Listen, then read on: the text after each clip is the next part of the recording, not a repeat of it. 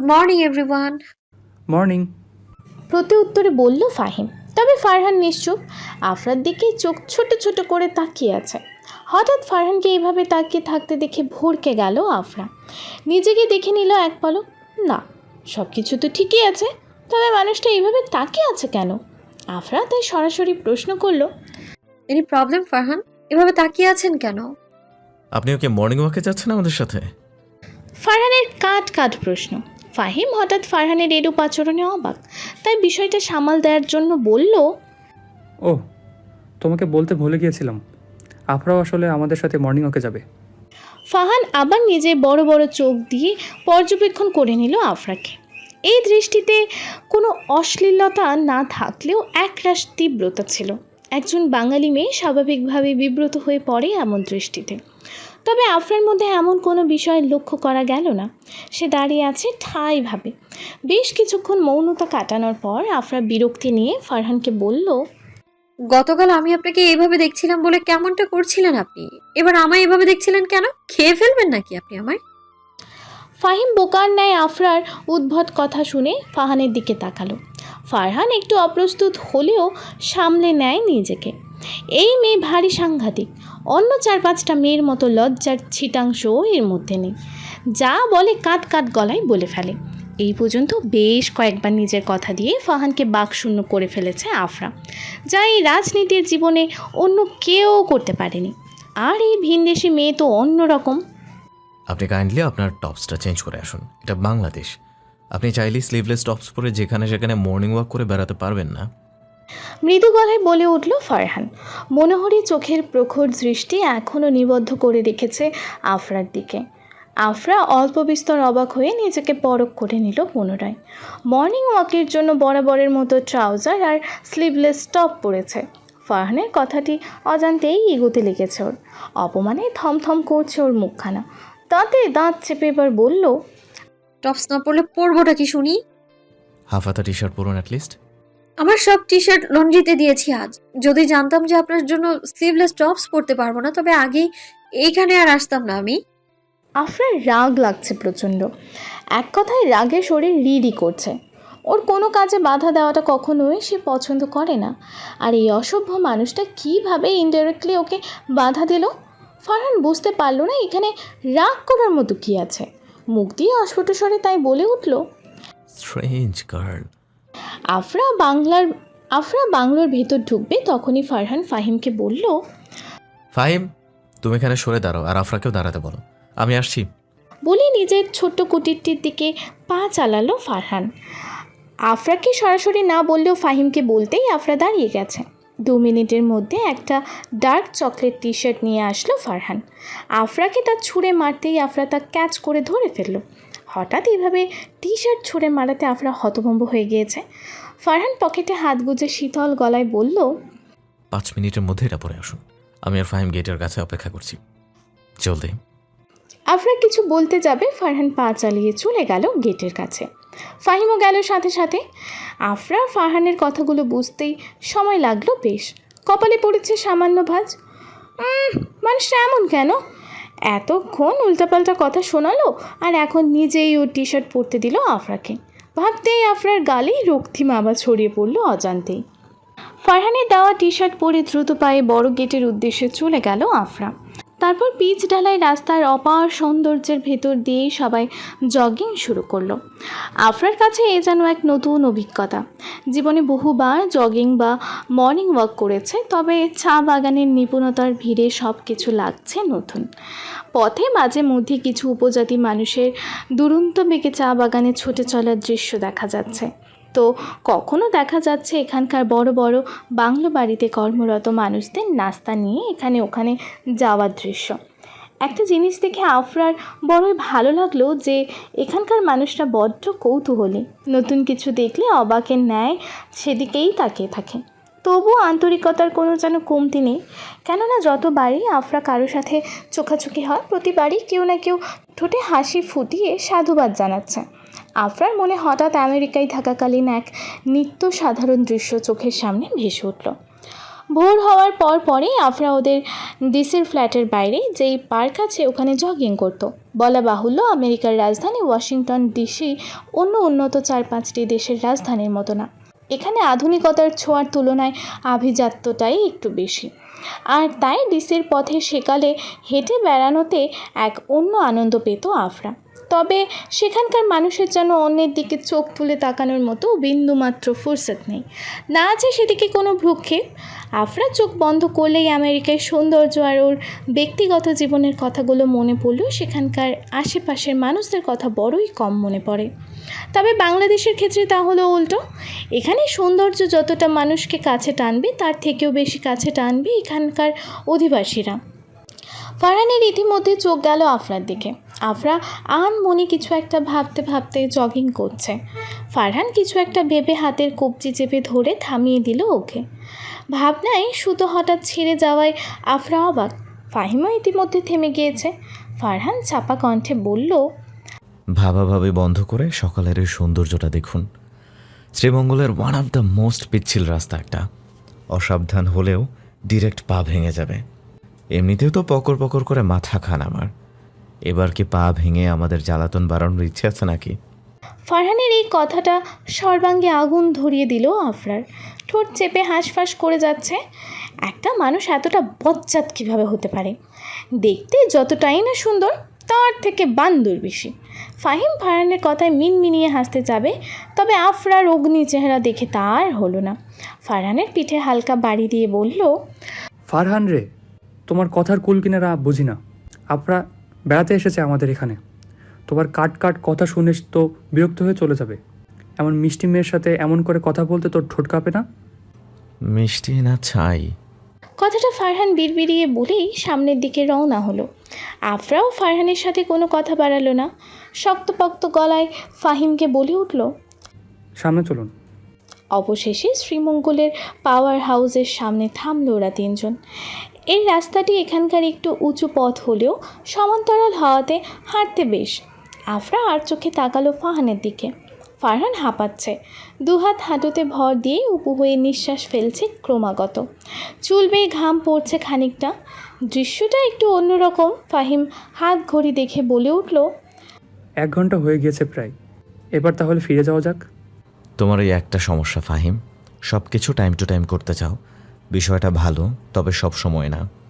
এই যে এখন সকালটা দেখেছো, অন্যান্য দিনের তুলনায় অনেক স্বচ্ছ। আর পাওয়ার হাউসের এই পয়েন্টটা আমার সবচেয়ে পছন্দের একটা জায়গা এখানকার ভিউয়ের জন্য। সো চিল অ্যান্ড এনজয় ইট।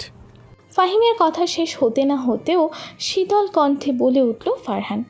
আফরার ঠোঁটের কোণে একটা সূক্ষ্ম হাসি ফুটে উঠল ওর কথায়। কেননা ফাহিমের এই কথাটি ওরও ভালো লাগছিল না। কিছু বলতে যাবে এর পূর্বেই ফারহান তা সুন্দরভাবে হ্যান্ডেল করে নিল। ফারহানের এই বিষয়টাই অন্যরকম। হয়তো অনেক গম্ভীর একরোখা মানুষ, তবে অজানা একটা টান কাজ করে। আফরা সময় ব্যয় না করে বলে উঠল, আপনার প্রকৃতি ভালো লাগে ফারহান? ফারহান তাকালো আফরার দিকে। আফরার সরু চোখের দৃষ্টি ফারহানের মধ্যেই আবদ্ধ।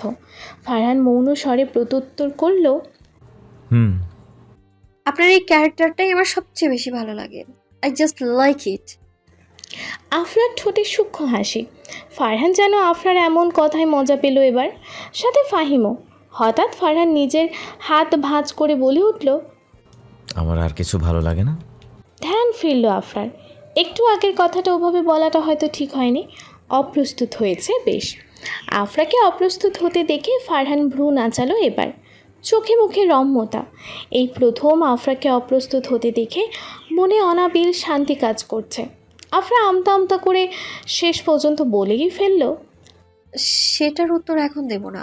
আপনার নেচার লাভিং ক্যারেক্টারটা আমার ভালো লাগে, আর আমি সেটা বলে ফেললাম, দ্যাটস ইট। ফারহান সামান্য হাসল আফরার উত্তর শুনে। তপ্ত নিঃশ্বাস ফেলে বলে উঠল, আচ্ছা, আপনি কি ভাবেন আফরা, আপনি বাংলা অনেক ভালো বলতে পারেন? হঠাৎ এই প্রশ্ন? আর আপনি আমায় জাজ করছেন আমার ল্যাঙ্গুয়েজ স্কিল নিয়ে? দেখুন, হয়তো আমি আমেরিকায় বড় হতে পারি, তবে বাংলা আমি অনেক ভালোভাবেই শিখেছি ছোটবেলায়। তাচ্ছিল্যের গলায় বলল আফরা, যেন ফারহানের এমন কথা ওর কাছে কোনো ব্যাপারই না। ফারহান পকেটে হাত ঢুকিয়ে একটা হাসি দিল পুনরায়। অতঃপর আফরার কাছে এগিয়ে আসতেই আফরা কিঞ্চিত অবাক হলো। আড়ষ্ট কণ্ঠে ফারহান এবার বলে উঠল, আমার প্রশ্নের উত্তর একটু আগে দিলেন আপনি। হ্যাঁ, মানছি আপনি বাংলা শিখেছেন ছোটবেলায়, তবে নিজের মম ড্যাড ছাড়া কখনোই কারোর সাথে বাংলায় কথা বলেননি। তাই আপনি একাধারে বাংলা বলতে পারেন না, অল্প ভাষাতেই সব বলার চেষ্টা করেন। আর যখন কোনো কথা 3-4 লাইনের বেশি বলার চেষ্টা করেন, তখনই গোলমাল লেগে যায় আপনার কথায়। তারপর বাংলা আর ইংরেজি দুইটাই মিশিয়ে জগা খিচুড়ি বানিয়ে ফেলেন। অ্যাজ এক্সাম্পল, আপনার শেষের কথাগুলোই মনে করে দেখুন, সেখানে বাংলা কতটুকু বলেছেন আর ইংরেজি কতটুকু বলেছেন। আফরা স্তব্ধ ফারহানের বিচক্ষণতা দেখে। এটা আসলেই সত্য যে সে একাধারে বাংলা বলতে পারে না, তবে আজ পর্যন্ত কেউই ওর এই দুর্বলতাটি ধরতে পারেনি। তাহলে ফারহান কীভাবে বুঝলো?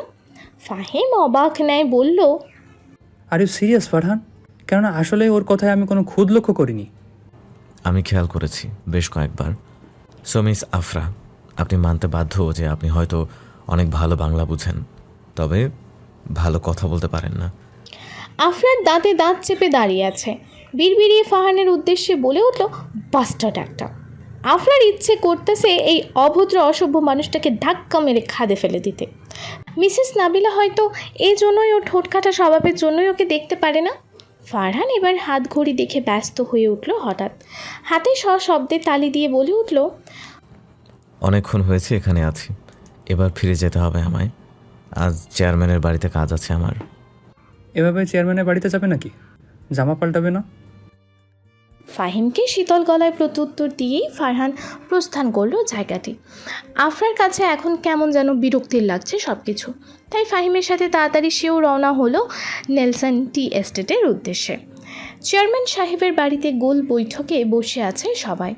ঘড়ির কাঁটা ক্রমাগত ঘুরে সময় পার করছে, তবুও বৈঠককারী ব্যক্তিবর্গের একজনের মধ্যেও কোনো কথা নেই।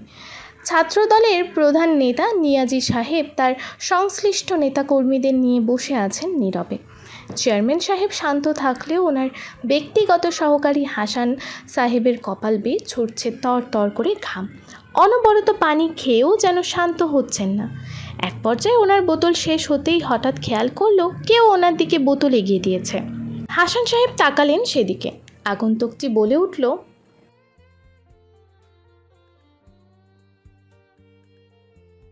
এমন গম্ভীর কণ্ঠে তটস্থ হয়ে পড়লেন হাসান সাহেব, যেন আগেই সে সতর্কবার্তা দিয়ে দিচ্ছে আজ ওনার কপালে শনি আছে। হাসান সাহেব ভয়ার্ত চোখে তাকালেন ব্যক্তিটির দিকে। মানুষটা ফারহান। গেরুয়া রঙের পাঞ্জাবির হাত ভাঁজ করে বসে আছে ভ্রুক্ষেপহীনভাবে, তবে ঠোঁটে বরাবরের মতো চাপা হাসি। বড় বড় চোখজোড়ার তীক্ষ্ণ নজর যেন নিমিষেই ভস্ম করে দিতে পারবে। হয়তো গোসল সেরে এখানে এসেছে বলে অত্যন্ত গোছালো মনে হচ্ছে। এমন তাগড়া সুদর্শন যুবকের কথায় যে মধ্যবয়স্ক হাসান সাহেবও এতটাও ভয় পেয়ে যাবেন, বিষয়টা হয়তো হাসান সাহেবের নিজেরও কল্পনায় ছিল না। কী উদ্দেশ্যে এই গোল বৈঠক করতে বললেন সেটা আগে পরিষ্কার করুন নিয়াজি সাহেব। চেয়ারম্যানের শান্ত কণ্ঠ। ফারহান এবার হাসল কিঞ্চিত, অতঃপর রাগ বাড়িয়ে বলে উঠল,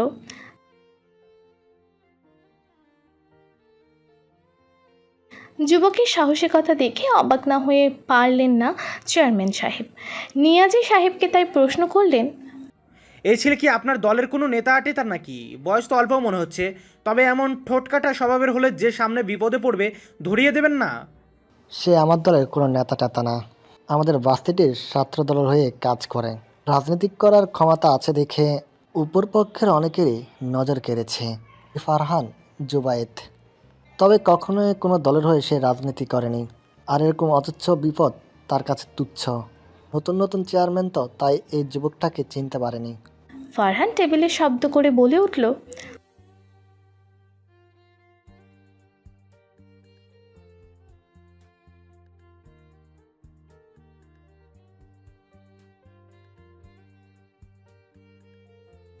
মুখ সামলে কথা বলো ছেলে, প্রমাণ আছে তোমার কাছে?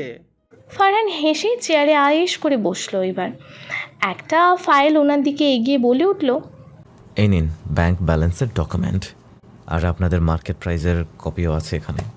এগুলোই আপনার জন্য যথেষ্ট। বিষয়টা দেখুন চেয়ারম্যান সাহেব, অন্যত্র কী করতে পারে তা আপনার ধরার বাইরে। অ্যান্ড লাস্ট কথা, কল মি ফারহান। এসব ছেলে টেলে বলা চলবে না। দম ফেললেন চেয়ারম্যান সাহেব। ফারহানের তীক্ষ্ণ কথাবার্তায় শরীর কেঁপে উঠছে তার। একটা সৌজন্যমূলক হাসি দিয়ে ফারহান গোল বৈঠক ত্যাগ করল। পেছন পেছন বেরিয়ে গেল সাব্বির, শামসু এবং নিয়াজি সাহেবও। চেয়ারম্যান এবার সূক্ষ্ম চোখে হাসান সাহেবের দিকে তাকালেন। ভয়ে ওনার অবস্থা আধমরা, কেননা তিনিও এই দুর্নীতির মধ্যে সামিল, যা ফারহান ধরতে পেরেছে আর কখনোই ওনাকে ছেড়ে দেবে না। চেয়ারম্যান সাহেব পাঞ্জাবির ওপরে দুটো বোতাম খুলে চেয়ারে শরীর এড়িয়ে দিলেন। এবার জড়ানো গলায় বললেন, এর আগে ব্যবস্থা নিতে হবে, না হলে ভবিষ্যতে বিপদ হয়ে যাবে আমার। এখন প্রায় পড়ন্ত সন্ধ্যা। ইলার দুজন বান্ধবী এসেছে আজ আফরার সাথে দেখা করতে। মেয়ে দুটির নাম রিমি আর সোহা। ওরা সবাই একসাথে পড়ে। আফরা বেশ কৌতূহল নিয়ে মেয়ে দুটিকে ড্রয়িং রুমে দেখালো। কথাও হলো বেশ। আফরা অত্যন্ত মিশুক প্রকৃতির, অনেক সহজেই সবার সাথে মিশে যেতে পারে। তাই অল্প সময় ব্যয় হওয়ার পরই ওরা আফরার সাথে মিশে গেল। অতঃপর শুরু হলো জম্পেশ আলাপ। তন্মধ্যে সোহা আফরাকে জিজ্ঞেস করলো, আপু, তোমার কেমন টাইপের লাইফ পার্টনার পছন্দ? এর উত্তর দেওয়ার জন্য আফরা ভাবলো কিছুক্ষণ, কেননা এই ব্যাপারে অতটা গভীরভাবে ভাবেনি সে। ওর কাছে রিলেশন ছিল টাইম পাসের মতো, সেখানে বিয়ের মতো চিন্তা ভাবনা তো ওর কাছে কল্পনাতীত ব্যাপার। আফরা মৃদু হেসে বলল, এমন টাইপের মানুষ যার জন্য কখনো আমাকে যেন চেঞ্জ হতে না হয়। আমি যেমন ঠিক তেমন ভাবেই ভালোবাসবে আমায়। আফরার এই উত্তরটি বেশ পছন্দ হলো ইলা সহ সোহা আর রিমির। রিমি এবার ফিসফিসিয়ে বলল, আমার তো ফারহান ভাইকে অনেক ভালো লাগে, যদি পারতাম না ওনাকেই বিয়ে করে নিতাম। আফরা ঠোঁট চেপে হাসলো রিমির কথায়। সকালে ফারহানের কথাগুলো মনে হতে অন্যরকমও লাগছে বেশ। টি শার্টটা এখনও ফেরত দেওয়া হয়নি তাকে। আফরা মিনমিনিয়ে বলে উঠল, এই মানুষটাকে যে বিয়ে করবে তার লাইফ খালাস। রাতে আফরাকে ডিনারের জন্য অনেক জোরাজুরি করলো মিসেস নাবিলা, কিন্তু কোনো ক্রমেই উনি আফরাকে খাওয়াতে পারলেন না। আফরার আজ মনক্ষুণ্ণ। মেয়েটাকে এত মনমরা হয়ে থাকতে দেখে মিস্টার রিফাস প্রশ্ন করলেন, কি হয়েছে আফরা, শরীর খারাপ করছে? না আঙ্কেল, আমার আজ আসলে কিছু খেতে ইচ্ছে করছে না, আপনারা খেয়ে নিন। কথাটি বলে ড্রয়িং রুম প্রস্থান করেই সে বিছানায় শটান হয়ে শুয়ে পড়ল। আজ দিনটা বড্ড একঘেয়ামিতে অতিবাহিত হয়েছে। কারণটি আফরার অজানা। যদিও আজ অনেক দিন পর দাদের সাথে কথা হয়েছে, তবুও যেন মনে শান্তি নেই।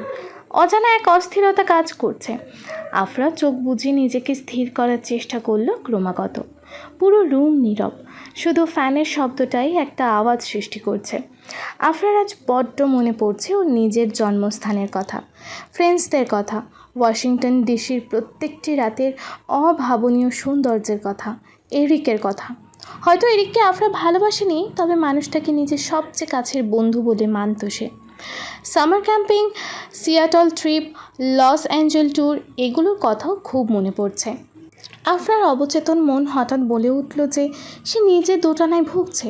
এভাবে জীবন চলে না। তাহলে জীবন চলে কিভাবে? নিজের জন্মস্থান ছেড়ে এক অন্য দেশ, যে দেশটা ওর বাঙালিয়ত্বের পরিচয় বহন করছে, এখানেই এই প্রথম জীবন সম্পর্কে ভাবতে বসলো আফরা। যে জীবন বলতে কী বোঝায়? এটা কি শুধুই উপভোগ করতে হয় নাকি অন্য কিছু? আমেরিকা ব্যস্ততম দেশ, সেখানে কাজ আর ক্যারিয়ারটাই সবার ঊর্ধ্বে, তারপর হলো অন্য কিছু। তবে এই প্রথম আফরা অনুভব করলো জীবনটা উপভোগ করতে হলে একজন মানুষ প্রয়োজন। নিতান্তই আপন হতে হবে সেই মানুষটা। আচ্ছা, ফারহান কি এরকম কেউ হতে পারবে? আফরার মনে পড়ল ফারহানকে ওর টি শার্টটি ফেরত দেওয়া হয়নি। উঠে বসলো সে। আগামীকালই ওর টি শার্ট ওকে ফেরত দিতে হবে। ফারহান নেলসন টি এস্টেটে ফিরে আসলো রাত 1:30টার কাছাকাছি। আশপাশ প্রচণ্ড নীরব। এই অন্ধকারে কাঁচা রাস্তা দিয়ে হেঁটে আসাটা অনেক কষ্টকর হলেও ফারহানের অভ্যেস আছে রাত বিরাতে হাঁটাচলা করার। তবে আজ ওর মন কিছুটা বিষণ্ণ। হাজারো ব্যস্ততার ভিড়েও এই সময়টার কথা সব সময় মনে থাকে ফারহানের। আজ ওর জন্মদিন, তবে শুভেচ্ছা জানানোর মতো কোনো মানুষও নেই। কত বছর ধরে যে নিজের জন্মদিন ফারহান পালন করে না, বলতে গেলে ব্যাপারটা প্রায় ভুলেই গিয়েছে সে। এছাড়া কী করার আছে ওর? মা বাবা তো আর নেই যে ওর যত্ন নেবে। ফারহান জামা কাপড় পাল্টে কাউচে বসে পড়ল বারান্দায়। এক হাতে চায়ের কাপটি রেলিংয়ের উপর রেখে দিল সন্তর্পণে। বাইরে ঝপাঝপ বাতাস বয়ে চলেছে, হয়তো বৃষ্টির পূর্বাভাস। ফারহানের হঠাৎ মনে পড়ে গেল ওর ছোট্টবেলার এক স্মৃতির কথা। একবার এমনই এক রাতে বেশ জ্বর হয়েছিল ওর মায়ের। বাবা চাচ্চুর সাথে ব্যবসার কাজে ঢাকা গিয়েছিল। ছোট্ট ফারহান দুশ্চিন্তায় পড়ে যায় এতে। কী করবে বুঝে উঠতে পারছিল না, কেননা বাসায় তখন আর কেউ ছিল না। ফারহান সে রাত বৃষ্টিতে ভিজে ডাক্তার চাচার কাছে গেল। পরে উনি ওষুধের নাম লিখে দিতেই ফারহান ওষুধ আনতে চলে গিয়েছে তোরাবগঞ্জ বাজারে। 12টার পর সারা বাজার জনশূন্য। কপাল করে একটি ওষুধের দোকান খোলা পেয়েছিল সে। তারপর ওষুধ নিয়ে পুনরায় ভিজতে ভিজতে সাইকেল নিয়ে চলে যায় বাড়িতে। ওর মায়ের জ্বর সারি প্রায় শেষ রাতে।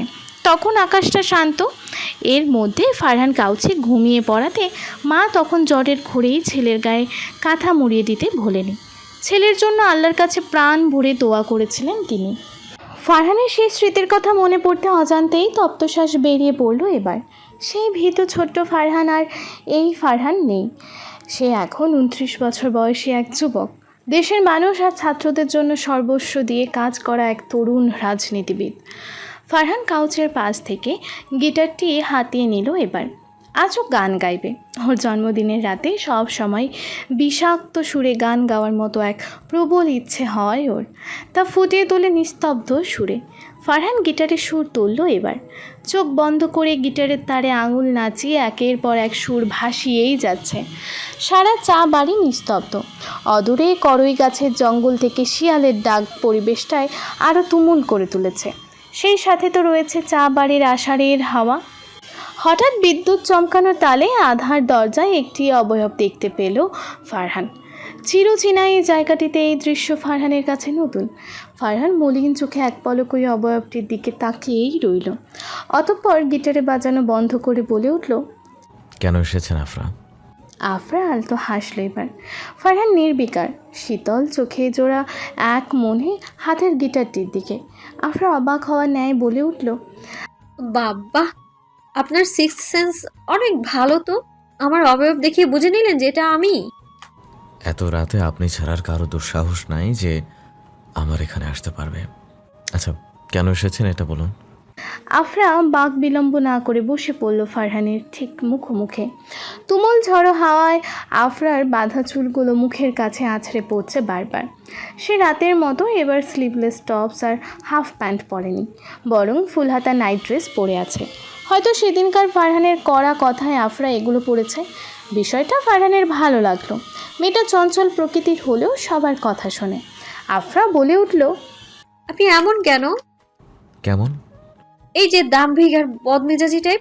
আমি এসেছি এত রাতে, কই বলবেন আফরা আসুন গল্প করি। ফাহিম আর ইলা হয়তো এমনটাই বলতো, তবে আপনি তো আবার মিস্টার কমরেড, কথা তো আর মুখ দিয়ে বের হয় না আপনার। শেষ কথাটা ব্যঙ্গ করে বলল আফরা।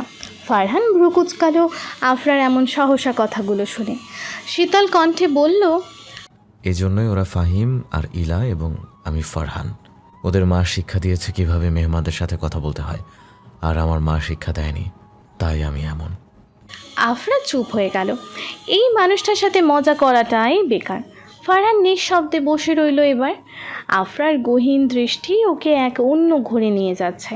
গিটারটা রাখতেই আফরা স্থির কণ্ঠে বলল, আপনার এই বিষাক্ত সুরের মায়া জালেই তো আবদ্ধ হয়ে আসলাম এখানে, আর এখন এই গিটারটাই আপনি রেখে দিচ্ছেন?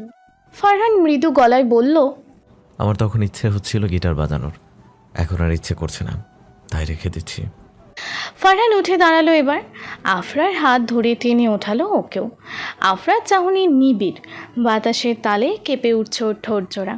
এই শ্রীমঙ্গল জায়গাটি বারবার ওকে অজানা মায়ায় হারিয়ে দিচ্ছে। সেই সাথে ফারহান নামের মানুষটাও। বিদ্যুৎ চমকাচ্ছে বারবার, সেই সাথে বারবার উজ্জ্বল ফর্সা হয়ে উঠছে ফারহানের শ্যামলা মুখ। কি ঘোর লাগানো তার দৃষ্টি! দেখেই অজানা এক জগতে হারিয়ে যাওয়া যায়। আফরা এবার প্রশ্ন করল, আচ্ছা, আপনি এখানে কাউকে আসতে দেন না কেন? কারণ আমার ব্যক্তিগত জায়গায় কারো হস্তক্ষেপ আমি পছন্দ করি না। আফরা কিছুটা অবাক হয়ে গেল ফারহানের কথায়, তাই আবার জিজ্ঞেস করলো, ব্যক্তিগত জায়গা মানে? ফারহান হাসলো কিঞ্চিত, তারপর মৃদু গলায় বলল, চাচুরে বাংলো বাড়িটি ছাড়াই পুরো নেলসন টি এস্টেটটি আমার। অবাকের সীমা যেন আরও অতিক্রম করলো আফরার। সে তো মনে করেছিল যে জায়গাগুলো সম্পূর্ণ মিস্টার ইফাজের, ফারহান শুধু এখানে দায়িত্বে আছে, কিন্তু হলো উল্টো। হঠাৎ অনিশ্চিত ভাবনার মুখোমুখি হয়ে আফরা স্থির হয়ে গেল, নরম গলায় বলল, তাই তো বলি, রাজনীতি করে আপনার দিন চলাটা সহজ না। আপনার ইনকাম তো সবই টি স্টেট থেকেই, তাই না? হ্যাঁ। ফারহান বলে উঠল। আফরা হঠাৎ তীক্ষ্ণ চোখে ফারহানের দিকে তাকালো। আফরা এতক্ষণে খেয়াল করেছে ফারহান কিছুটা বিরক্ত আফরার উপস্থিতিতে, তাই জড়ানো কণ্ঠে বলল, আমি বুঝি না আপনি আমায় এত বিরক্ত করেন মনে করেন কেন আজব? আমি কি আসলে বিরক্তিকর কেউ? শুধু বিরক্তিকর বললে ভুল হবে, মহা বিরক্তিকর। আপনার মতো পাগলাটা মেয়ে আমি কখনো দেখি নাই। রাতে গিটারের সুর শুনেছেন দেখে এভাবে এখানে এসে পড়তে হবে? কেউ দেখলে কি হবে? ফারহানের প্রখর গলা। আফরা গোল গোল চোখ করে বলল, তো লুকিয়ে আসবো নাকি? লিসেন, এই আফরা লুকিয়ে টুকিয়ে কাজ করার মানুষ না, বুঝছেন? ফারহান তপ্ত শ্বাস ছাড়ল এবার। এখন কথা বাড়ালেই কথা বাড়বে, দাঁতে দাঁত চেপে তাই বলে উঠল। আপনি প্লিজ এখান থেকে যাবেন। আফরা হঠাৎ কিছু একটা ভেবে খুব কাছাকাছি এসে দাঁড়ালো ফারহানের, কিছুটা পা উঁচু করে। ফারহান তখনও স্থির হয়ে দাঁড়িয়ে রইল, মুখের বিরক্তি ভাবটা উবে গেল কর্পূরের ন্যায়। আফরার ঠোঁটে স্মিত হাসি, ফিসফিসিয়ে বলে উঠল, যাবো না আমি। দরকার পড়ে সারা রাত আপনার হন্টেড হাউসেই থাকবো। কি করবেন এবার আপনি? ইতিমধ্যে শুরু হয়েছে ঝিরিঝিরি বৃষ্টি, প্রচণ্ড বাতাসের সমাহারে সর্বত্র উত্তাল। ফারহান অনুভব করতে পারছে এই মেয়েটার জন্য অজান্তেই ওর হৃদয় চিনচিন ব্যথার উপদ্রব। হলোটা কি ফারহানের? এতদিন সবার সামনে শক্তপোক্ত যুবক হিসেবে প্রতিষ্ঠিত করলেও আজ এই ভিনদেশি মেয়েটার প্রতি এতটাই দুর্বল যে বারবার নির্বাক হয়ে যায়। ফারহান সামনে নিল নিজেকে, কাট কাট গলায় বলল, জানেন, আমার এই জায়গায় আসা সবার জন্য নিষিদ্ধ। তবুও আপনি বেশ কয়েকবার আসার মতো দুঃসাহস করেছেন, আর এখন বলছেন যে এখান থেকে যাবেন না। সত্যি বলতে আপনার মতো উইয়ার্ড গার্ল দেখা আমার জন্য সৌভাগ্যের না দুর্ভাগ্যের সেটাই বুঝতে পারছি না। সেটা আমার দেখার বিষয় না। তবে একটা বিষয় ভাবলাম যে আমি বোধহয় 3 দিন আপনার কথা অমান্য করাটা অনেক বাড়িয়ে দিয়েছি, তাই না mister comrade? Don't call me comrade. Afra হাসল কিঞ্চিত, মৃদু কণ্ঠে বলল, আমি এবার আবারও আপনার কথা অমান্য করব, কেননা আমার সাধ্য নেই আপনাকে ফারহান নামে ডাকার। ফারহান কিচ্ছু বলল না এবার।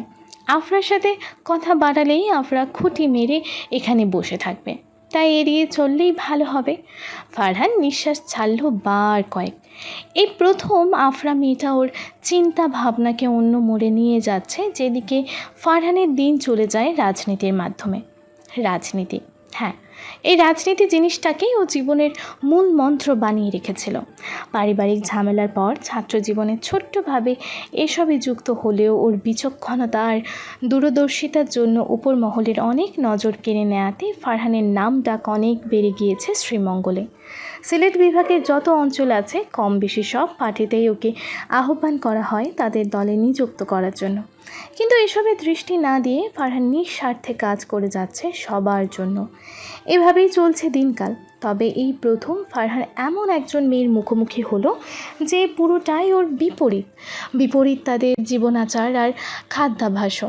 তবুও মেয়েটার জন্য এক প্রথম ফারহান বুঝতে পারল যে রাজনীতি জীবনের সব কিছু না, এর বাহিরেও একটা আলাদা জগৎ আছে। সেটা সুন্দর কিনা সে জানে না, তবে সেটা উপভোগ্য। আফরা এবার প্রশ্ন করল, কি হলো আপনার? ধ্যান ভাঙল ফারহানের। আফরা মেয়েটার ওর অনিশ্চিত জীবনের উপস্থিতি কেমন যেন বিষিয়ে তুলছে, তাই ফারহান কঠোর গলায় বলল, আপনি চলে যান এখান থেকে। আনন্দিত মনটা নিমিষেই খারাপ হয়ে গেল আফরার। ফারহান এমন ভাব করছে যেন আফরার এমন খারাপ মন হওয়াটা ওর কাছে কিছুই না। অজান্তেই আফরার মনে এক করুণ হাহাকার জন্মালো। আচ্ছা, ফারহানের উপস্থিতি আফরার যেমন ভালো লাগে, সেভাবেই কেন আফরার উপস্থিতিটা ফারহানের কাছে ভালো লাগে না? একটা সুপ্ত অভিমান জেঁকে বসলো ওর মনে, যার কথা ফারহানের অজানা। আফরা মলিন গলায় বলল, ঠিক আছে, চলে যাচ্ছি। আর এই নিন আপনার টি শার্ট। আর কখনো আপনার ব্যক্তিগত জিনিসে এইভাবে আমায় দিবেন না আপনি। ফারহান সেদিকে না তাকিয়ে বলল, এটা এখন আর আমার প্রয়োজন নেই। আপনি চাইলে আপনার কাছে রাখুন, নয়তো ফেলে দিন, সেটা আমার ব্যাপার না। ফিচালো হাসি দিল আফরা। অবাধ্য বর্ষণধারার ন্যায় সিক্ত হয়ে উঠছে ওর চোখজোড়া। ঠোঁট দুটো হালকাভাবে চেপে শার্টটা আবার নিজের হাতের মুঠোয় আটকে নিল। তারপর সময় বিলম্ব না করে ঝিরে ঝিরে বৃষ্টিতেই চলে গেল বাংলোর দিকে। গতরাতের বৃষ্টির তাণ্ডবের পর সকালে আকাশ অনেক পরিষ্কার। কড়া রোদ্দুরের রশ্মিতে সারা শ্রীমঙ্গল যেন খাঁ খাঁ করছে। চা বাগানে কর্মরত উপজাতিদের অদূরেই দেখা যাচ্ছে কাজ করতে। আফরা সেদিকে অবাক পানে তাকিয়ে থাকলো। গতকাল ফারহানের তিক্ত আচরণের জন্য বড্ড কষ্ট পেয়েছিল সে। বুকের ভেতর জমে গিয়েছিল এক রাশ হাহাকার। তবে পরে ভাবে যে কেন এত কষ্ট পাচ্ছে সে। আদৌ কি সে ফারহানকে ভালোবাসে, নাকি শুধু মোহে পড়ে আকর্ষণ পাওয়ার জন্য এরকম করছে? প্রত্যেকটি মেয়ের মধ্যে একটি বৈশিষ্ট্য আছে যে সে যদি কোনো ছেলেকে মনে মনে পছন্দ করে তবে তার অ্যাটেনশন সে পেতে চায়। আফরা ভেবে নিল এটাই, কেননা এসব ভালোবাসা তার জন্য না। আফরা রুমে বসে এসব ভাবছিল, তখনই দরজা খুলে এসে বললেন মিসেস নাবিলা। আজ ওনার চোখে মুখে উৎফুল্লতার ভাব। তিনি আফরাকে বললেন, এই কি আফরা, এভাবে গুমসুম হয়ে আছো কেন? এমনিতেই আন্টি, ভালো লাগছে না। আফরার এই কথাটি শুনে মলিন হয়ে গেলেন মিসেস নাবিলা। জড়ানো কণ্ঠে বললেন, আহা, তুমি এসেছো কতদিন হলো, অথচ কোথাও নিয়ে যেতে পারলাম না তোমাকে। কি বলবো আমি তোমার বাবাকে? এক কাজ করো, ফটাফট রেডি হয়ে যাও। চমকে গেল আফরা, তাই বলল, হঠাৎ কোথায় যাব? ইলার সাথে কলেজে যাও। আজ ওদের কলেজে নেতা পেতারা অনুষ্ঠান করছে ছাত্র দলের অধিবেশনের জন্য। আর এরা রাজনীতি করে তো, ক্ষমতার জন্য কয়েকদিন এরা জনগণদের অনেক সুবিধা টুবিধা দেয়।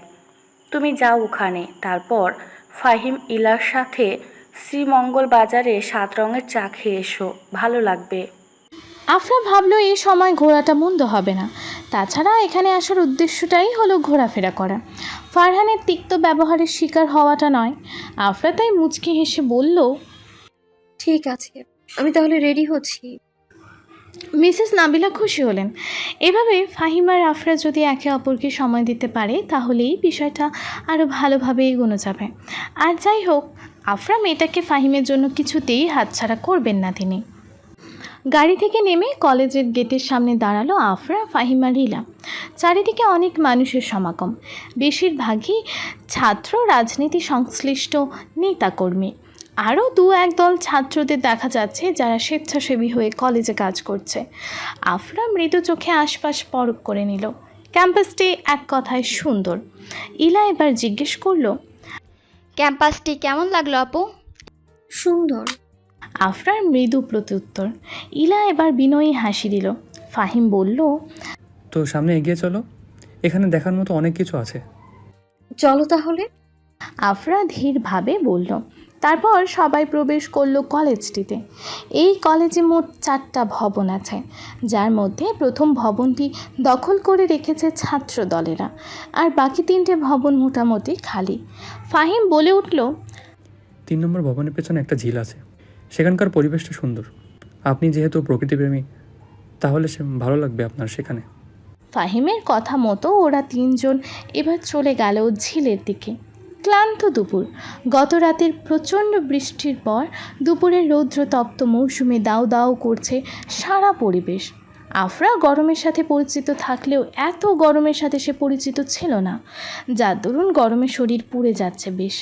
কিন্তু ঝিলের দিকে এগিয়ে যেতে আফরা শরীরে অজান্তেই এক শীতল বাতাসের খেলা ছেয়ে গেল। 3 নম্বর ভবনটির পেছনে থাকায় এখানে রৌদ্রের রেশ কম। অল্প বিস্তর ছায়ায় এক অন্যরকম প্রশান্তি খেলে যাচ্ছে হৃদয়। আফরার এই দৃশ্য দেখে ভালো লাগলো, কেননা কলেজের অন্যান্য স্থানগুলো থেকে এই স্থানটি বেশ পরিষ্কার। ঝিলের এক প্রান্তে কদম গাছ বেয়ে গেল আফরা। ইলা তা দেখে বলল, এখানে বসবে?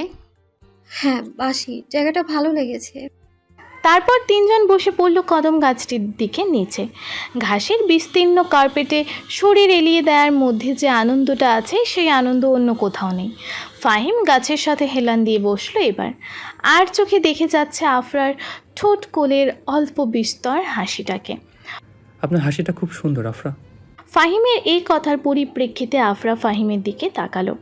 ফাহিম ইতিমধ্যে আফরা থেকে চোখ সরিয়ে নিল, আকাশের দিকে তাকিয়ে আছে। আফরা কিছুই বলল না এতে। কেন যেন হঠাৎ ফারহানের কথা ওর মনে পড়ল।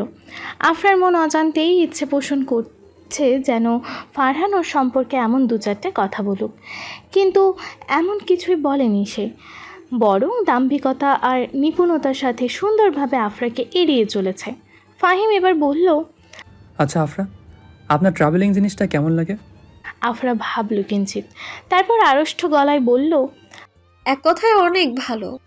আমি এই পর্যন্ত অনেক জায়গায় ঘোরাফেরা করেছি, ক্যাম্পিং থেকে শুরু করে আইস স্কেটিং, তারপর ক্লাইম্বিং, এগুলো আমার শখ বলতে পারেন।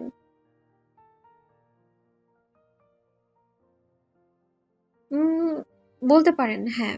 ফাহিম তপ্ত শ্বাস ছাড়ল এবার, তারপর মিহি কণ্ঠে বলল, তাহলে একটা মানুষের লাইফ ঠিক করার মতো এক্সপেরিয়েন্স আপনার আছে। আফরার কপাল ভাঁজ করে ফেলল এবার, সেই সাথে ইলাও। ফাহিম আফরার দিকে তাকিয়ে আছে কৌতূহল নিয়ে। আফরা হাজার খুঁজো বুঝতে পারল না যে ঠিক কি বলতে চাচ্ছে ফাহিম, তাই অপ্রস্তুত কণ্ঠে জিজ্ঞেস করলো, মানে আপনি ঠিক কি বলতে চাচ্ছেন ফাহিম? ফাহিম আফরার ঠিক মুখোমুখি হয়ে বসলো।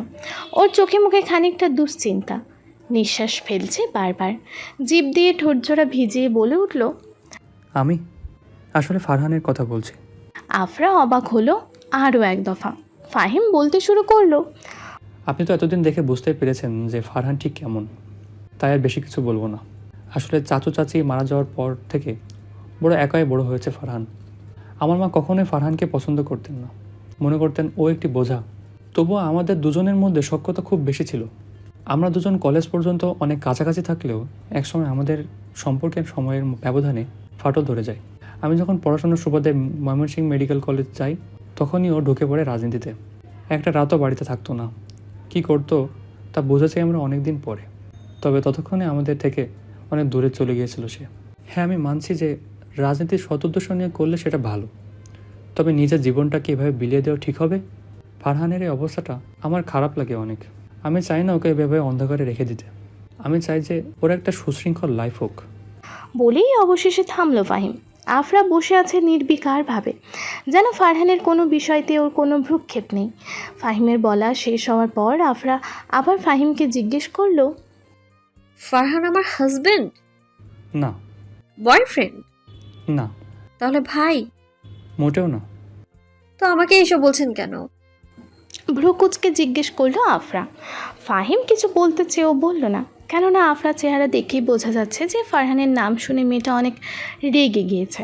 আসলেই হয়েছে তাই। গত রাতে ফারহানের কাছ থেকে অপ্রত্যাশিত সেই ব্যবহারটি বড়ই গভীর দাগ কেটেছে আফরার মনে। আফরার কাছে ফারহানই প্রথম পুরুষ যার জন্য এত গভীরভাবে আফরা অনুভব করে, আর ফারহানই সেই শেষ মানুষ যার সম্পর্কে সকল ভাবনা নিঃশেষ করে ফেলবে সে। আফরা অবাধ্য চুলগুলো পেছনে ঠেলে দিল এবার, তারপর শীতল গলায় বলল, লিসেন ফারহান, আপনার ওই ভাইটা আস্ত একটা বদমেজাজি দাম্ভিক টাইপ মানুষ। এমন মানুষদের না আমি যতটা পারি ইগনোর করে চলি, তবুও নিজের ইগোর মাথা খেয়ে কথা বলতে গিয়েছিলাম আমি ওনার সাথে, কিন্তু আমার মনে হয় না সে এতে সন্তুষ্ট। তাই আমি আর ওই কমরেড ফারহান জুবাইরের দিকে মাথা ঘামাবো না আর। তাই ওনার সম্পর্কে আমার সাথে আর কথা না বলেই ভালো হবে। শেষ কথাগুলো বলতে গিয়ে আফরা এলোমেলো করে ফেলল। আসলেই বাংলা বেশ কঠিন, একাধারে বেশি বাক্য বললেই উল্টাপাল্টা হয়ে যায়। ফাহিমের সাথে ইলাও হেসে ফেলল এবার। আফরা চোখ ছোট ছোট করে দুজনের দিকে তাকালো এই জন্য। ইলা হাসি থামিয়ে বলল, থাক আপু, আর ওই মানুষটার কথা বলতে হবে না। তোমার কথার যেই অবস্থা ছিল, ওই গম্ভীর মানুষটাও হেসে ফেলবে। বলে আবার হেসে দিল ইলা। যোগ দিল ফাহিমও। আফরা দাঁতে দাঁত চেপে বলল, তোমরা দু ভাই বোন আসলেই অনেক বদ। ইলার মোবাইল বারবার বেজে উঠছে এই সময়। 6 বার রিং হওয়ার পর বন্ধ হতে না হতে আবার ক্রিং ক্রিং করে রিং বেজে উঠল। ইলা স্ক্রিনে ভেসে ওঠা নামটি দেখে অপ্রস্তুত হয়ে পড়ল এবার। একবার ফাহিমের দিকে তাকালো তো একবার আফরার দিকে।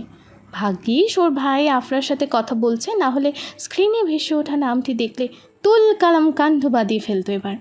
ইলা সন্তর্পণে মোবাইলের ভাইব্রেট করে দিল, মেসেঞ্জারের নোটিফিকেশনও অফ করে দিল, যাতে ফাহিম ভাই বিন্দুমাত্র সন্দেহ পোষণ করতে না পারে। আপাতত কিছুদিন এই ব্যাপারটা লুকিয়ে রাখাটাই ভালো। প্রধান ভবনের বামপন্থী ছাত্র দলের নেতা ওমর ফারুকের সামনে আয়েশ করে বসে আছে ফারহান। ওমরের পেছনেই দাঁড়িয়ে আছে ওর সাঙ্গপাঙ্গরা। সকলেরই তীক্ষ্ণ দৃষ্টি এখানকার সবচেয়ে আকর্ষণীয় ব্যক্তিত্ব ফারহান জুবায়েরের দিকে। ওমরের দল শুনেছে কোনো পক্ষের হয়ে কাজ না করেই নাকি এই যুবক সারা শ্রীমঙ্গলের নাম ছাপিয়ে দিয়েছে। এখানকার প্রতিটা সমাজ কালন্য সংস্থায় যদি কারো নাম ডাক হয়, সে হলো নিয়াজি সাহেবের অন্তর্ভুক্ত ছাত্রনেতা কমরেড ফারহান জুবায়ের। সেই হিসেবে অন্য দলের সামনে ফারহানের দাম্ভিকতাটা একটু বেশি। ওমর ফারহানের দিকে তীর্যক দৃষ্টিতে তাকালো এবার, তারপর বলে উঠল, তোমায় এখানে আসতে বলার কারণ কি তুমি জানো মিস্টার ফারহান জুবায়ের? বাঁকা হাসি দিল ফারহান, মৌনতা কাটিয়ে প্রখর কণ্ঠে বলল, প্রথমত, তোমার ডাকে আমি আসিনি। আমি এখানে এসেছি স্টুডেন্টসদের জন্য। আফটার অল, ছাত্রনেতা আমি, আমার তো এখানে আসতেই হবে। অপমানে থমথমে হয়ে উঠল ওমর। দেখলে ওদের দুজনকে সমবয়সী লাগলেও ফারহানের কথাবার্তা ওকে এক অন্য মাত্রায় নিয়ে যাচ্ছে। ওমর সশব্দে নিঃশ্বাস ফেলল এবার, তারপর বলে উঠল, চেয়ারম্যান আদিত্য ব্যানার্জিকে চিনো তো? অবশ্যই চিনি। গত পরশু আমাদের সাথে একটা গোল টেবিল বৈঠক হয়েছিল ওনার সাথে। এখন এসব প্রশ্ন করছো কেন ওমর? ওমর নিজের ছোট্ট ছোট্ট দাড়িতে আবছাভাবে হাত বুলিয়ে নিল। ফারহান ছেলেটাকে যেভাবেই হোক নিজেদের দলে আনতে হবে, না হলে ওদের কর্মপরিকল্পনা কখনোই সফল হবে না। ওমর টেবিলে একটা বাড়ি দিয়ে বলে উঠল, আমরা চেয়ারম্যান আদিত্য ব্যানার্জির অন্তর্ভুক্ত দল, তাই এখানে ইলেকশনে আমাদের যেমন পাওয়ার আছে, তেমনি সবার সুযোগ করে দেওয়ার বড় সুবিধাও আছে। কলেজ সংক্রান্ত যে কোনো বিপদে বড় পাওয়ারের দরকার হলে অনায়াসে আমাদের চেয়ারম্যান সে ব্যবস্থা করে দিবে। তাই বুঝতেই পারছো আমাদের বিপরীত দল থেকে আমাদের ক্ষমতা এবং ইলেকশনে পাস করার চান্সটা বেশি। ফারহান একটু ঝুঁকে এলো টেবিলের দিকে, গম্ভীর গলায় বলল, আর তুমি আমার কাছ থেকে কি চাও? স্মিত হাসল ওমর, তারপর বলল, তোমার কথার স্টাইল দেখে আমি অভিভূত ফারহান। যাই হোক, মেন পয়েন্টে আসার জন্য ধন্যবাদ। আমি চাই যে তুমি আমাদের দলের নেতা হয়ে ইলেকশনে কাজ করো, তাহলে নিশ্চিত আমরাই জিতব। এটা তোমার জন্য অনেক বড় একটা সুযোগ ফারহান। আমাদের দলে যোগ হলে কেউ তোমার পাওয়ার কেড়ে নিতে পারবে না। যেই ফারহান জুবায়েরকে শ্রীমঙ্গল থেকে শুরু করে সারা সিলেট বিভাগ আংশিক চিনে, সে আরও পরিচিত লাভ করবে। সামনে আরও বড়ভাবে তুমি ইলেকশনও যোগাযোগ করতে পারবে, সুতরাং মিস করো না। ফারহান ওমরের প্রতিটা কথা শুনল, ভালো মতো শুনল। সাব্বির শামসু সহ ওর দলের বাকি মানুষেরা ভাবছে যে ফারহান আসলে কি করবে। এটা ওর জন্য আসলেই বড় সুযোগ, আর এমন লোভনীয় প্রস্তাবে যে কেউই সহজেই লোভে পড়ে রাজি হয়ে যেতে চাইবে। ফারহান মৌনতা কাটিয়ে হঠাৎ বলে উঠল, প্রস্তাবটা লোভনীয়, কিন্তু আমি সরাসরি এটা রিফিউজ করছি। ওমর অবাক, সাথে ওর বাকি সাঙ্গপাঙ্গরাও হতভম্ব হয়ে বলল, তুমি কি বোকা ফারহান? এমন সুযোগ স্বয়ং চেয়ারম্যান সাহেব তোমায় দিয়েছে, আর তুমি? আমি আগে স্পষ্টত বলে দিয়েছি যে আমি কোনো দলের অন্তর্ভুক্ত হয়ে কাজ করব না। আমার নিজের যতটুকু পাওয়ার আছে এটাই আমার জন্য যথেষ্ট। আর একটা কথা, আমরা স্টুডেন্টসদের জন্য লড়াই করি, সো কোনো সো কল চেয়ারম্যানের সাঙ্গপাঙ্গদের ইলেকশন জেতার জন্য না। তুখর কণ্ঠে বলে উঠল ফারহান। ওমর রেগে গেল হঠাৎ, টেবিলে সজোরে বাড়ি দিয়ে ফারহানের শার্টের কলার ধরার চেষ্টা করতেই ফারহান ওর দু হাত চেপে ধরল। ফারহানের দৃষ্টি তীক্ষ্ণ, ওমরের চোখে দিয়ে আগুন বের হচ্ছে এবার। ফারহান বলে উঠল, আজ শুধু হাত চেপে ধরলাম ওমর, আগামীবার এমন কাজ করার দুঃসাহস দেখালে একেবারে হাত ভেঙে দেব। ফারহান কথাগুলো শান্তভাবে বললেও ওর চোখে মুখে ভয়ঙ্কর রাগ দেখা যাচ্ছে। কলেজের পরিবেশ ফারহান আর ওমরের কারণে উত্তপ্ত। ডানপন্থী দলের লোকেরাও ওদের সংঘর্ষ দেখতে এসে পড়েছে এখানে। এসব এক পর্যায়ে এমনভাবে বেড়ে গেল, সে সারা কলেজে দাবানলের মতো ছড়িয়ে পড়ল খবরটি। 3 নং ভবনের ঝিলে বসা ফাহিম, আফরা আর ইলার কানেও বিষয়টি আসতে সময় লাগেনি। সবার মুখে মুখে একই কথা, বামপন্থী দলের ওমর ফারুকের সাথে তর্কাতর্কি চলছে কমরেড ফারহান জুবায়েরের। ফাহিম অস্থির হয়ে বলে উঠল, ও মাই গড, জলদি ফারহানের কাছে যেতে হবে। ওর মাথা খারাপ হয়ে গেলে খুন খারাপি করতেও দুবার ভাববে না। কথা অনুযায়ী সবাই দ্রুত রওনা হলো প্রধান ভবনের উদ্দেশ্যে, কিন্তু সেখানে এত শোরগোল যে মানুষের সমাগমে ভেতরে কেউই ওরা প্রবেশ করতে পারেনি। ফাহিম শক্তপোক্তভাবে চেপে আছে আফরার হাত, যাতে আফরা হারিয়ে না যায়। ফাহিম আফরাকে এখানে আসতে না বলেছেও তবুও আফরা কথা শুনেনি। সে জানতে চায় ফারহানের সাথে কি হয়েছে ওই নেতার। ফাহিমের চোখে মুখে দুশ্চিন্তার সাথে বিরক্তিও। মাকে বারবার বলেছিল আফরাকে এখানে না নিয়ে আসলে ভালো হয়, এসব জায়গায় আনন্দর থেকে ত্রাস বেশি থাকে। ইলা ইতিমধ্যে পেছনে চলে গিয়েছে। আফরা বিব্রত হয়ে বলল, ফাহিমা, এখানে অনেক মানুষ, আমি বাইরে চলে যাই।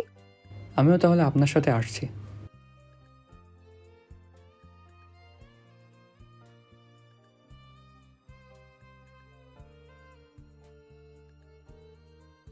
সমস্যা নেই, আমি বাইরে দাঁড়াই, আপনি দেখেন ফারহানের কি হয়েছে। এবার আফরা ফাহিমের থেকে নিজের হাত ছাড়িয়ে বাহিরে চলে গেল। ভেতরে যেমন মানুষ সেই রকমই মানুষ বাহিরেও। একরকম ধস্তাধস্তি চলছে, তবুও কপাল করে ইলাকে পেয়ে গেল আফরা। ইলা অবাক হয়ে বলল, আপু তুমি ঠিক আছো তো? আফরা কিছু বলতে যাবে, এর মধ্যেই ভিড়ের মাঝে কারো আপত্তিকর স্পর্শ অনুভব করা শুরু করলো সে। ইলার চোখ মুখ শুকিয়ে যাচ্ছে, কেননা সেও এই অবস্থার শিকার। আফরা ঘাড় ঘুরিয়ে এদিক ওদিক তাকানোর চেষ্টা করলো। যেমনটা ভেবেছিল ঠিক তাই। দুজন ছেলে ওদের ঘিরে দাঁড়িয়ে আছে। এগুলো কে বা কারা আফরা জানে না, শুধু জানে এরা ভিড়ের মাঝে লুকিয়ে থাকা কিছু নরপিশাচ, যারা মানুষের অগোচরে নিজের নোংরামিপনা দেখিয়ে চলে। আফরা দাঁতে দাঁত চেপে বলে উঠল, ছাড়ো আমায়। ছেলেটা গা ঘিন ঘিন করা এক হাসি দিল। এখন চিল্লালেও কোনো কাজ হবে না। সারা ক্যাম্পাস এখন প্রধান ভবনের খবর নিয়ে উত্তপ্ত হয়ে আছে। ইলার অবস্থাও শোচনীয়। বেচারা মেয়েটা তো পারছে না কেঁদে দিতে। তখনই একটা প্রচণ্ড ধাক্কায় দুজনেই ওই ছেলেগুলোর থেকে ছাড়া পেয়ে গেল আকস্মিকভাবে। একজন ছেলে দুটোকে এলোপাথারিভাবে মেরেই চলেছে। ছেলে দুটো ওকে পাল্টা প্রয়োগ করলো, কিন্তু অদ্ভুতভাবে ওরা দুজনও আহত হয়ে গেল অনেক বেশি। আফরা অবাক হয়ে দেখতে থাকলো মানুষটিকে। ফারহান, চোখ মুখ ভয়ঙ্কর লাল হয়ে আছে, কপালে হাতের রগ ফুলে আছে অস্বাভাবিকভাবে। ওই দুজনের পক্ষ হয়ে আরও কিছু লোক ফারহানকে আক্রমণ করতে চাইল, কিন্তু ফারহানের লোকেরা সবাই এসে এদিকে রীতিমতো হকি স্টিক দিয়ে রক্তারক্তি শুরু করেছে। ফারহান চেঁচিয়ে বলে উঠল, তোদের মতো কুত্তার বাচ্চাদের রাজনীতি করার মূল্যক নাই। সাহস কি করে হলো ওদের দিকে হাত আগানোর? আজ তোদের হাত ভেঙে দিব একেবারে। তোদের আজ যদি কবরে শোয়াতে না পারছি। আফরা এবার সত্যিই ভয় পেয়ে গিয়েছে। আমেরিকায় গড়ে ওঠা একজনের কাছে এমন দৃশ্য বুক কাঁপানোর মতো। চারিদিকে মারামারি, রক্তারক্তি, মানুষের সংঘর্ষ। আফরার মনে একটাই কথা, যেভাবেই হোক ফারহানকে থামাতে হবে। রাজনৈতিক কোন্দল ছেড়ে হঠাৎ সময়ের ব্যবধানে সারা কলেজ নিস্তব্ধ হয়ে গেল। এতক্ষণে চলা ভয়ঙ্কর মারামারি অবশেষে থেমেছিল পুলিশ অফিসারদের চার্জ পড়াতে। ফারহান থেমে যায় তখন, সেই সাথে ডানপন্থী দলের লোকেরাও। বলা বাহুল্য, আফরা আর ইলার সাথে যে বা যারা অশ্লীল আচরণ করেছিল তারা ছাত্রনেতা ওমর ফারুকের লোক ছিল। মেয়ে দুটোকে ভিড়ের মাঝে অসহায় দেখে ওরা দুজন নিজের পশুতত্ত্বটা দমাতে পারেনি। তখনই ওমর ফারুকের সাথে তর্কাতর্কির পর ফারহান দ্রুত পায়ে বেরিয়ে আসছিল প্রধান ভবন থেকে। ওর মস্তিষ্কে এখনও ওমরের সেই হুমকি দেওয়ার কথাগুলো স্মৃতিচারণ হচ্ছে বারবার। সাহস কী করে হলো ওর ফারহান জুবায়েরের কলার ধরার মতো দুঃসাহসিক কাজে হাত বাড়ানোর? এদিকে চেয়ারম্যান আদিত্য ব্যানার্জির রীতিমতো ওকে ফোর্স করছে ইলেকশনে যোগদান করার জন্য, যেদিকে ফারহান স্টুডেন্টসদের পক্ষে এবং সেসব কোন্দলের বাহিরে। ফারহান নিঃশ্বাস ছাড়ল তখন। নিজের রাগকে যথাসম্ভব কাবু করে ফিরে যাচ্ছিল, তখনই হঠাৎ ওর চোখ যায় ভিড়ের মধ্যে থাকা ইলা আর আফরার দিকে। ওদেরকে দুজন ঘিরে আছে, চোখের দৃষ্টিতে কামুকতা। ইলার কাদো কাদো মুখ দেখে ফারহান বড় বড় পা ফেলেই এগিয়ে গেল সেখানে। যা দেখলো এতে ওর চাপা খুব নিমিষেই আগ্নেয়গিরির মতো বিস্ফোরণ করলো। এবার ওরা দুজন ডানপন্থী দলের লোক, গায়ে জড়ানো টি শার্ট তারই প্রমাণ দিচ্ছে। এর মধ্যে একজনের হাত আফরার শরীরে অপ্রীতিকর স্থানে ছোঁয়াতে গেলেই ফারহান আর দমাতে পারে না নিজেকে। কোনো কিছু না ভেবে এলোপাথারি ওদের মারতে লাগলো। ভেতরকার ওমরের আচরণের এক পলকও ফারহানের মনে হয়নি ওকে শেষ করার ইচ্ছা, কিন্তু এদেরকে মেরে পিষে ফেলার মতো হিংস্র ইচ্ছে জেগে উঠেছিল ফারহানের মনে। পরে মারামারিটা এতই তুঙ্গে উঠে যায় যে কলেজের কর্তৃপক্ষ বাধ্য হয়ে পুলিশকে জানাতে পারে। পরবর্তীতে পুলিশ এসে ওদের গ্রেফতার করার জন্য উদ্ধত হলেই চেয়ারম্যান আদিত্য ব্যানার্জি ঘরে বসেই ব্যাপারটা সামলে নেয়। যেহেতু ফারহানের সাথে তার নিজের লোকেরাই যুক্ত রয়েছে, তাই তিনি চান না যে ওমর ইলেকশনের আগে কোনো পুলিশ ঝামেলায় পড়ুক। তারপর সেখানেই থেমে যায় ব্যাপারটি। এখন দুপুর ঢলে নেমেছে বিকাল। তপ্তমান দুপুরের কড়া রোদ্দুর পাড়ি দিয়ে এখন সিক্ত শীতল হাওয়ারই সমাহার সর্বত্র। ফারহানের গাড়িটি এবার দ্রুত ব্রেক কষল একটি কাঠ বাগানের সামনে। ফারহানকে এখানে গাড়ি থামাতে দেখে পিছু পিছু গাড়ি থামালো ফাহিমও।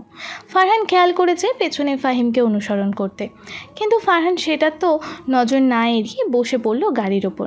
সাব্বির শামসু এদিকে ফারহানের মোবাইল বারবার কল দিয়ে যাচ্ছে, এমনকি নিয়াজি সাহেবও। তবে এদের একজনের কলও ধরল না ফারহান। সুইচ অফ করে গাড়ির ভেতর ছুঁড়ে মারল। ফাহিম তা দেখে বলল, ফারহান শান্ত হও, তোমার এই তেজি আচরণ বেশ ভাবিয়ে তুলছে আমাকে। ফারহান গর্জে ফাহিমের উদ্দেশ্যে বলে উঠল, ফাহিম, আমার সম্পর্কে মোটেও ভাবতে হবে না তোমাকে। তুমি আমার কাজিন ব্রাদার ছাড়া কিচ্ছু না। সো এসব ভাবাভাবি না দেখিয়ে আমার চাচি মিসেস নাবিলার মতো আমায় ট্রিট করলেই তো পারো। ফাহিম নীরব হয়ে গেল।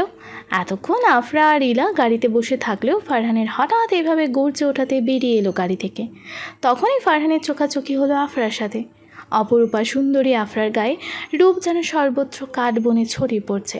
পিচ ঢালাই পথের এক পাশে গভীর খাদ আর এক পাশে কাঠবন। মাঝখানে রাস্তার উপর দাঁড়িয়ে আছে দুটো গাড়ি। বিকেলের হলদেটে আলো পরিবেশে অন্য মাদকময় করে তুলেছে, সেই সাথে আফরাকেও। ফারহান শ্বাস ক্রমশ রুদ্ধ হয়ে এলো আফরার এমন চাহনি দেখে। ও এগিয়ে গেল আফরার দিকে, বাহুটা সজোরে চেপে বলে উঠল, আপনি কি পাগল আফরা? ন্যূনতম কমন সেন্স আপনার মাঝে নেই? দেখছিলেন যে ওই জায়গাটা গরম ছিল রাজনৈতিক তাপদাহের জন্য, তাহলে কেন এখানে এগিয়ে গিয়েছিলেন? আফরা ফারহানকে বলতে না দিয়ে মিহি কণ্ঠে বলে উঠল, আপনার জন্য। ঠাই হয়ে দাঁড়িয়ে রইল সেখানে ফারহান। আস্তে করে ছেড়ে দিল আফরার বাহু। ফারহানের শরীর আজ দুর্বল লাগছে বেশ। তখনকার মারামারিতে সে নিজেও কড়াকড়ি আঘাত পেয়েছে। এর মধ্যে সাদা টি শার্টের হাতের কাছে কিভাবে যে রক্ত মাখামাখি হয়ে গেল তা সে খেয়ালই করেনি। আফরা সেটা দেখে বিচলিত হয়ে গেল হঠাৎ। বলে উঠল, এ কি ফারহান, আপনার হাতে দেখি। এই কথাটি বলে আফরা ফারহানের হাত স্পর্শ করতেই ফারহান নিজের হাত ছাড়িয়ে বলল, ডোন্ট টাচ মি। আফরা শুনল না। এতদিন এই মোহনীয় মানুষটার বড্ড অবাধ্য হয়েছে সে। আজ আরও একবার অবাধ্য হলেও দুনিয়াটা উল্টে যাবে না। ফারহানের হাত টেনে দ্রুত ফাহিমের গাড়ির কাছে নিয়ে গেল। বিচলিত কণ্ঠে বলল, ফাহিম, দ্রুত এর হাতে ব্যান্ডেজ করে দিন। আমার লাগবে না বললাম তো। ফারহান নিজের হাত ছাড়িয়ে চলে যেতেই আফরা আরও জোরালোভাবে ওর হাত আঁকড়ে ধরল। ফারহানের এবার অস্বস্তি হচ্ছে বেশ। আফরা কড়াভাবে বলল, আপনার যা মন চায় তাই করুন, তবে আগে হাতে ব্যান্ডেজটা করে নিন ফারহান।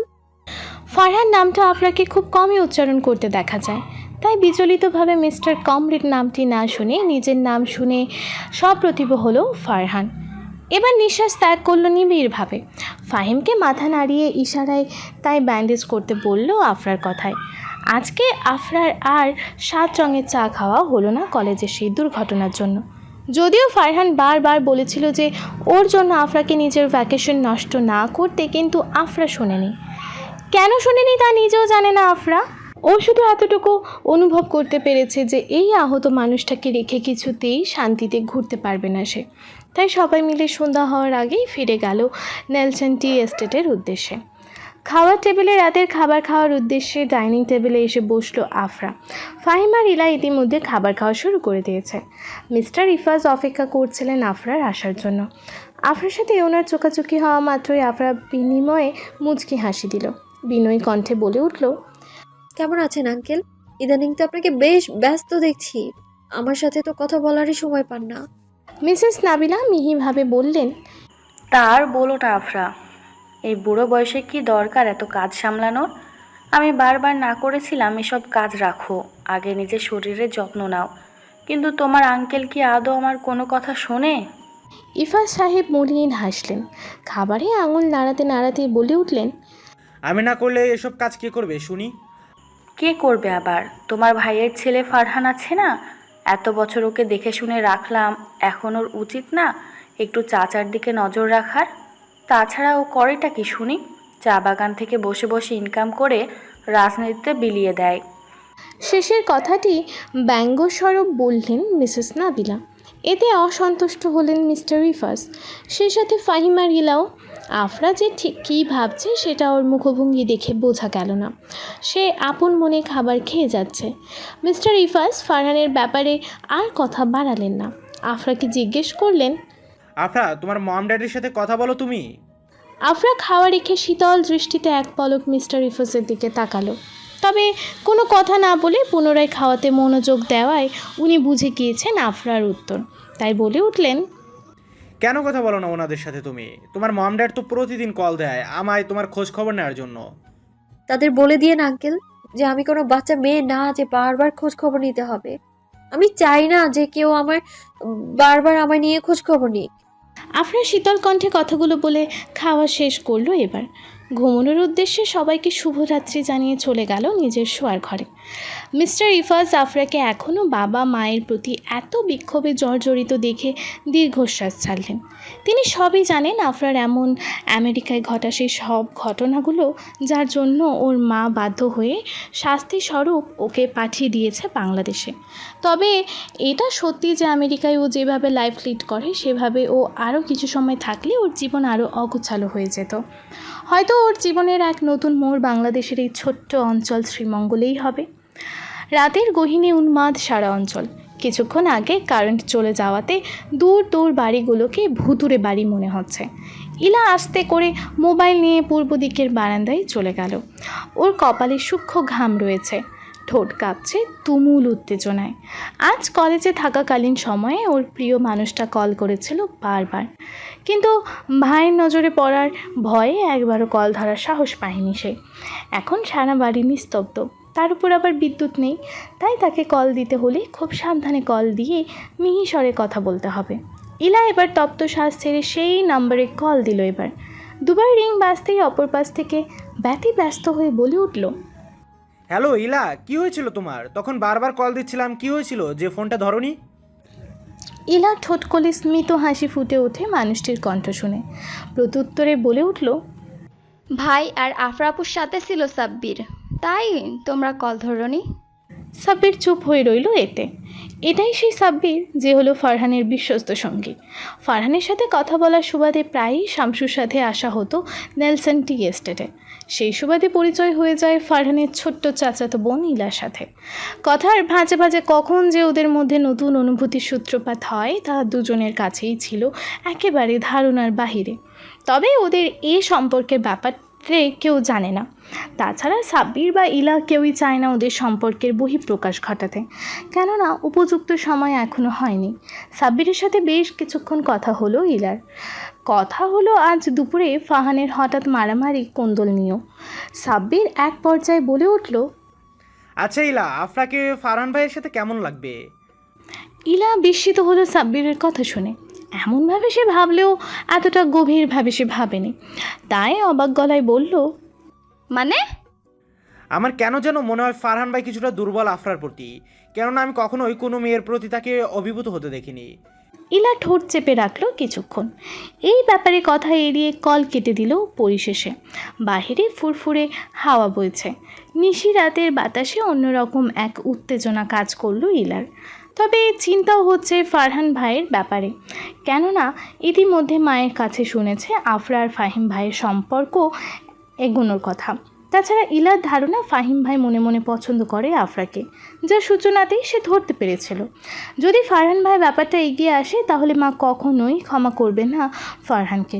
ভাবতেই ওর ছোট্ট মনে প্রবল উদ্বেগ দেখা গেল। ভোরের আমেজে এক অন্যরকম টান অনুভব করা যায় শ্রীমঙ্গলে। চারিদিকে ফুরফুরে হাওয়া, নির্মল আকাশে উড়ে বেড়ায় সাদা মেঘের ভেলা। সেই মেঘের আড়ালে রৌদ্র লুকোচুরি খেলা শুরু করেছে সবার সাথে। আফরা সেসব প্রকৃতিতে বিভোর না হয়ে কাঁথা মুড়ি দিয়ে ঘুমিয়ে রইল। আজও শরীরটা ভালো লাগছে না। বাবার সাথে কথা বলেছে অনেক রাত পর্যন্ত। মা এখনও রেগে আছে ওর ওপর। সেদিন মায়ের অফিসে হঠাৎ করে নাকি এরিকের উপদ্রব হয়েছিল। এরিক জানতো না যে এখানেই আফরার মা জব করে, কিন্তু এরিককে দেখে বেজায় রেগে গিয়েছিলেন তিনি। আফরা সেসব সামলে নিয়ে ঘুমালো অনেক রাত করে। ঘুমের মধ্যেও বারবার ভেসে উঠছিল একটি মানুষের চেহারা। মানুষটি আর কেউ নয়, ফারহান। গতকালকে কলেজের ঘটনায় সর্বপ্রথম ফারহানের উত্তেজিত রাগের মুখোমুখি হয়েছিল সে। কী ভয়ঙ্করভাবেই না হামলে পড়ল সে মানুষগুলোর ওপর। আচ্ছা, রাজনীতি কি আসলেই এত ভয়ঙ্কর? আফরা দুর্বল চিত্তে ঘুমানোর চেষ্টা করতে অনুভব করলো কপালে কারো উষ্ণ স্পর্শ। আফরা শুনতে পারছে মিসেস নাবিলার কণ্ঠ। উনি বলছেন, আফরা, আজ এতক্ষণ ঘুমাচ্ছ যে, শরীর খারাপ করছে? না আন্টি। মিথ্যে বলতে বলতে উঠে বসলো আফরা। আফরার নিজেরই খারাপ লাগছে ঘুম থেকে উঠেই প্রথমে মিথ্যা বলতে, কিন্তু সত্য বললে সবাই টেনশনে অস্থির হয়ে যেতেন ওর জন্য। আর আফরা এইসব বিষয়ে কখনোই পছন্দ করে না। মিসেস নাবিলা এবার তপ্ত শ্বাস ছাড়লেন, জড়ানো কণ্ঠে বললেন, জলদি মুখ ধুয়ে আসো মা, এত বেলা করে ওঠা ভালো নয়।